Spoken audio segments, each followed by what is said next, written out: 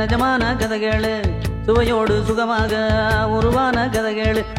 குட்டி ஸ்டோரியோட ஒலி புத்தக பகுதியில் இன்னைக்கு நான் வாசிக்க போகிற நூல் இந்திய கல்வி போராளிகள். இந்த நூலை எழுதினவங்க ஆயிஷா ரா நடராஜன் அவர்கள். இந்த புத்தகத்தை வெளியிட்டது பாரதி புத்தகாலயம். பெண்கள் மாத சிறப்பு புத்தகமா இந்த புத்தகத்தை தினம் ஒரு அத்தியாயம் நான் வாசிக்கிறேன்.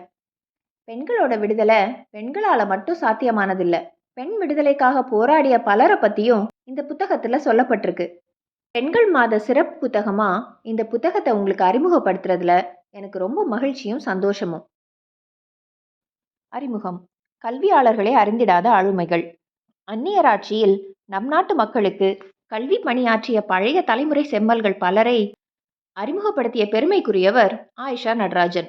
கல்வி வரலாற்றில் ஓரளவு அறிவுள்ள போன்றோரே அறிந்திடாத ஆளுமைகளை இதன் மூலம் அறிந்து கொள்ளும் வாய்ப்பு பெற்றோம் என்றால் ஆயிஷா நடராஜன் எத்தனை முயற்சி எடுத்து அவர்களை பற்றிய அரிய தகவல்களை தேடி கண்டுபிடித்து கட்டுரைகள் வடித்திருப்பார் என்பது வியப்பை அளிக்கின்றது.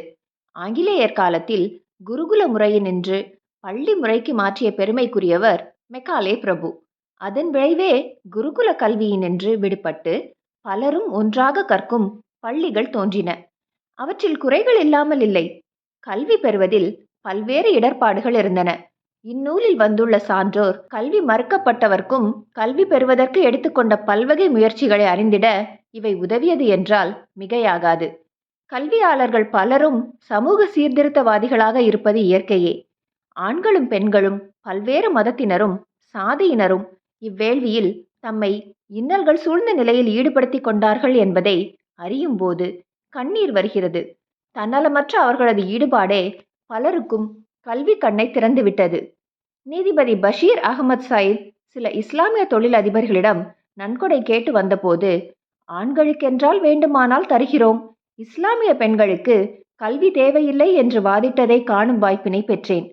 அதிகாரத்தை காட்ட மென்மையாக பேசி, நீங்கள் நிதி தருவது உங்கள் தனி விருப்பம், ஆனால் இஸ்லாமிய பெண்களுக்கு கல்வி தேவையில்லை என்று நீங்கள் கருதுவது நம் சமூகத்திற்கு செய்யும் துரோகம் என்று விளக்கினார். நான் முனைவர் பட்டம் பெற்றது சாயாஜிராவ் கெய்க்வாட் நிறுவிய பரோடா பல்கலைக்கழகமாகும். இன்றும் அந்நிறுவனம் சிறப்பாக இயங்கி வருவதற்கு காரணம் மன்னர் காட்டிய வழியே ஆகும். கொல்கத்தா பல்கலைக்கழகத்தின் வரலாற்றில் அஷ்டோஷ் முகர்ஜியின் பங்கு மகத்தானது. அறிஞர்களை தேடி கண்டுபிடித்து பேராசிரியர்களாக நியமித்தார். வங்காளிதான் இருக்க வேண்டும் என்ற குறுகிய மனப்பான்மை அவருக்கு இல்லை. அண்ணாமலை பல்கலைக்கழகத்தை தோற்றுவித்த போது அதன் நிறுவனர் அசுடோஷியை தன் முன்மாதிரியாக கொண்டு நல்ல அறிஞர்களை பேராசிரியர்களாக நியமித்தார். பெண் கல்விக்கு சாவித்ரிபாய் பூலே, முத்துலட்சுமி ரெட்டி ஆகியோர் ஆற்றிய பணி மகத்தானது. கணவரை இழந்த பெண்களுக்கு மறுவாழ்வு அளிக்க வீரேசலிங்கம் கல்வி மார்க்கத்தை தேர்ந்தெடுத்தார். கேரள மகாராணி பார்வதிபாய் பங்களிப்பும் மகத்தானது. மிகச்சிறந்த ஆளுமைகளை தேடி கண்டுபிடித்து நமக்கு தந்த ஆயிஷா நடராஜனும் இதனை வெளியிட்டுள்ள பாரதி புத்தகாலயத்தின் அங்கமான புக்ஸ் ஃபார் சில்ட்ரனும் பெரும் பாராட்டுக்குரியவர்கள். சாசி ராஜகோபாலன். அத்தியாயம் 1. பொதுக்கல்வி முறையை போராடி பெற்றவர். கடைக்கோடி மனிதனுக்கும் கல்வி என்பது நம் மண்ணில் இன்றும் கூட எட்டாக்கனியாகவே உள்ளது. வெகுஜன மக்களுக்கான கல்வி என்பது இந்தியாவில் சட்ட திட்டங்கள் மூலம் வரவில்லை. அனைவருக்கும் கல்வி என்கிற நிலை பெரும் போராட்டங்களால் வந்தது. நம் தாய் திருநாட்டின் விடுதலை போராட்டம் வெள்ளையர்களை எதிர்த்து மட்டுமே நடந்ததல்ல. அந்த எழுச்சிமிக்க உக்கிர யுத்தம் நம்மிடம் காலம் காலமாக பின்பற்றப்பட்டு வந்த பல்வேறு வகை அடிமை முறைகளை, காட்டுத்தனமாக பிரிவினை, சுரண்டல், பாகுபாடுகள், மூட நம்பிக்கைகள் என அனைத்துக்கும் எதிரான இயக்கங்களால் ஆனது. அதிலும் கல்விக்கான யுத்தம் தனித்துவம் மிக்கது. எத்தனையோ மாமனிதர்களின் வீர தழும்புகள், தியாக உதிர சுவடுகளை கொண்டுதான் இன்றைய இந்திய வகுப்பறை கட்டப்பட்டது. அந்த வரலாறு பாட புத்தகங்களில் இடம்பெறுவதே இல்லை. இந்திய கல்வி போராட்ட வரலாற்றின் முதல் அத்தியாயம் எப்போது தொடங்கியது? நம் முன்னோர்களின் கல்வி எப்படி இருந்தது? அதன் மீதான விமர்சனங்கள் என்ன? நாம் வைத்திருந்த கல்வி என்பது குருகுல வழி கல்வியாக இருந்தது. இந்து தர்மம் பாகுபாடுகள் கொண்டது. பிறக்கும் குழந்தைக்கு அன்றைய தினமே என்ன கல்வி, இன்ஜினியரா, டாக்டரா என்று நாம் கேட்டால் எவ்வளவு அபத்தமாக இன்று எடுத்துக்கொள்ளப்படும். ஆனால் அன்று அது அப்படித்தான். பிராமணருக்கு, சத்திரியருக்கு, வைசியருக்கு என்று வேறு வேறு கல்வி.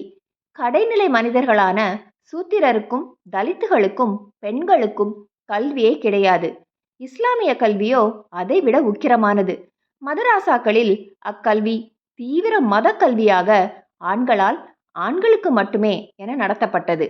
பார்ப்பானே ஐயர் என்ற காலம் போச்சே என பாரதி பாடவும், சேரியின் சூரியனாய் மிளர்ந்த ஒரு அண்ணல் அம்பேத்கரும் படகோட்டி மகனான ஒரு அப்துல் கலாமும் நமக்கு கிடைத்தார்கள் என்றால், அந்தணர் கல்வியை அனைவருக்குமான கல்வியாய் மாற்றும் அந்த போராட்டம் எவ்வளவு உக்கிரமானதாக இருந்திருக்க வேண்டும். நம் கல்வி போராட்டத்தின் முதல் எழுச்சி நாயகனை நாம் இப்போது சந்திக்கலாம். நமது பாடநூல்களில் அவர் இருக்கிறார். அனைவருக்குமான பொது வகுப்பறையின் போராளியாக அல்ல, சீர்திருத்தவாதிகளின் பட்டியலில் இருக்கிறார். சதி எனும் உடன்கட்டை ஏறுதலை முடிவுக்கு கொண்டு வந்தார் என்று எழுதப்பட்டுள்ளது. உண்மையில் வரலாற்று பாட புத்தகத்தில் உள்ள அந்த ஒரு வரிக்கு பின் ஆயிரக்கணக்கான பக்கங்கள் கொள்ளத்தக்க போராட்ட வரலாறு உண்டு. அவரை பற்றி 1812 சமாச்சார் சந்திரிகா எனும் வங்காள இதழில் பாபானி சரண் பந்தோபாத்யாயா என்னும் இந்து மத வெறியன் எழுதியுள்ளதை வாசியுங்கள். இப்படிப்பட்ட ஒருவரை விட்டு வைப்பது நமது பாரம்பரியத்தை நாசமாக்கிவிடும். நமது ஆச்சார அனுஷ்டானங்களிடம் தலையிடாமல் அவன் ஒதுங்கி இருக்க வேண்டும். இல்லையெனில் ராஜா ராம்மோகன் விரைவில் இந்த உலகத்திலிருந்தே அனுப்பப்பட வேண்டும். இப்படி கொன்று விடுவோம் என கொக்கரிக்கும்படி ராஜா ராம்மோகன் ராய் செய்தது என்ன?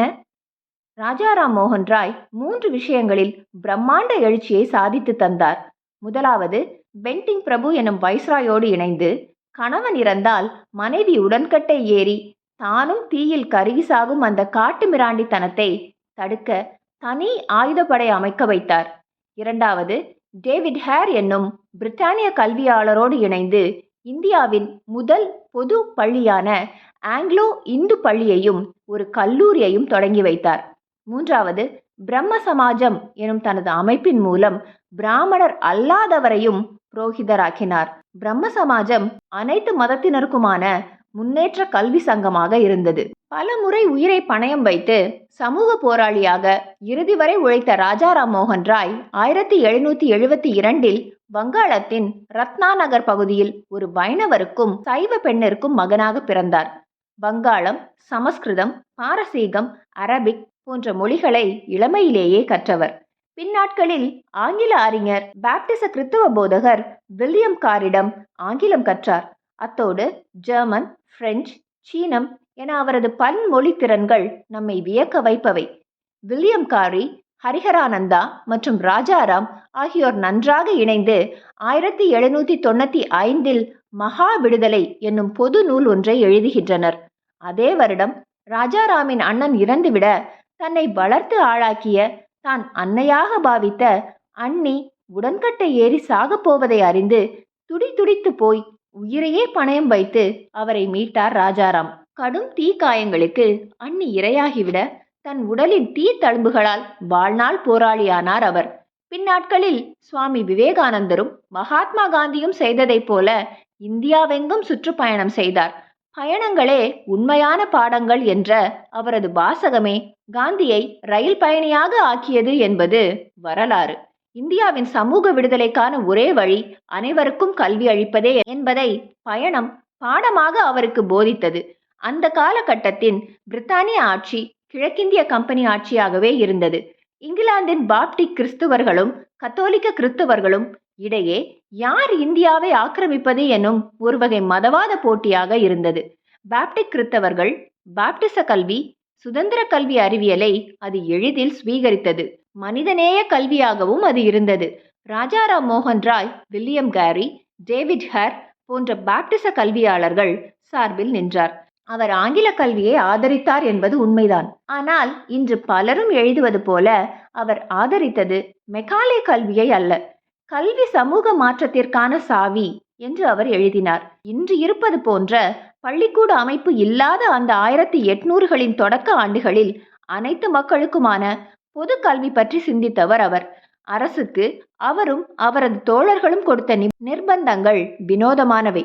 அரசு கோப்புகளை எழுதும் முன்சீப் வேலையில் இருந்தபடியே அவரால் அதை செய்ய முடிந்தது.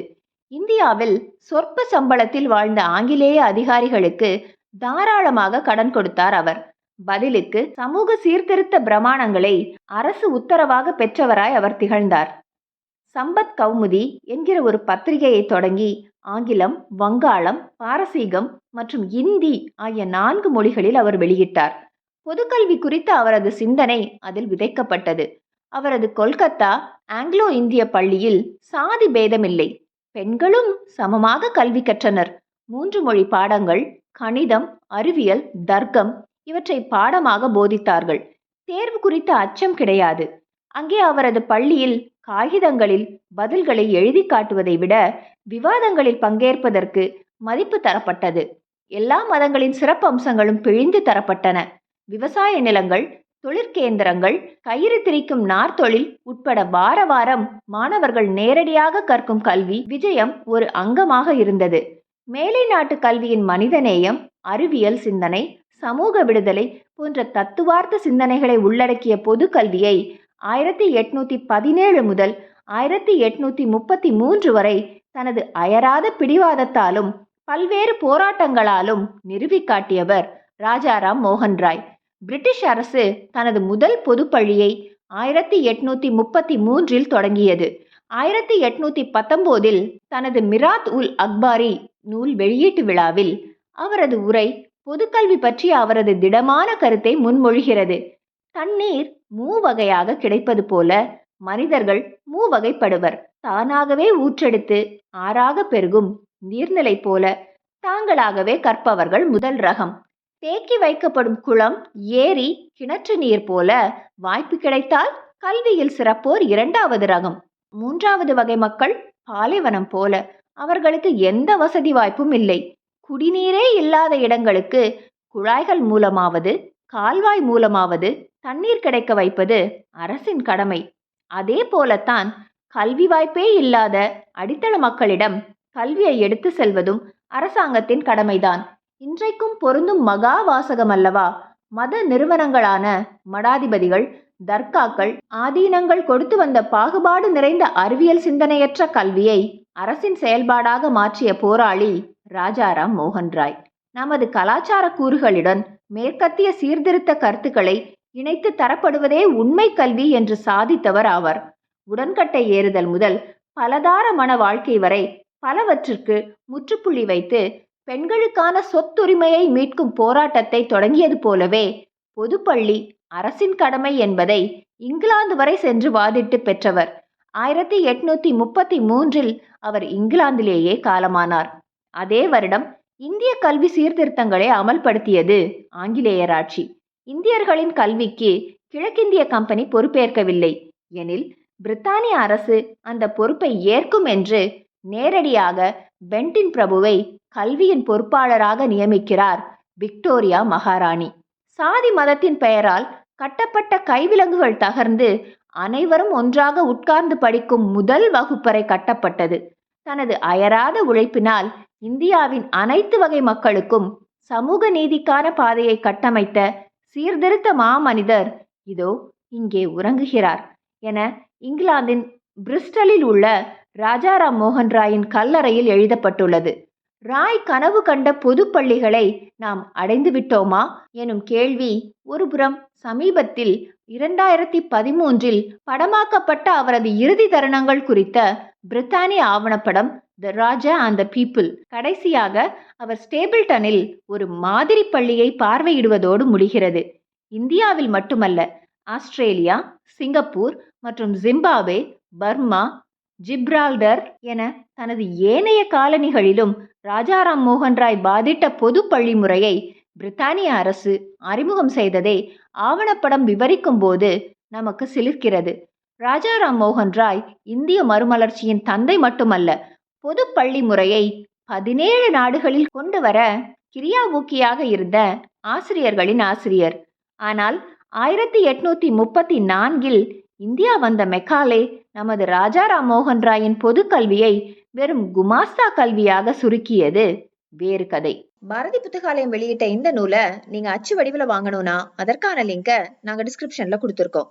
இந்த தொகுப்புல வர மீதி அத்தியாயங்களை நம்ம நாளைக்கு பார்க்கலாம்.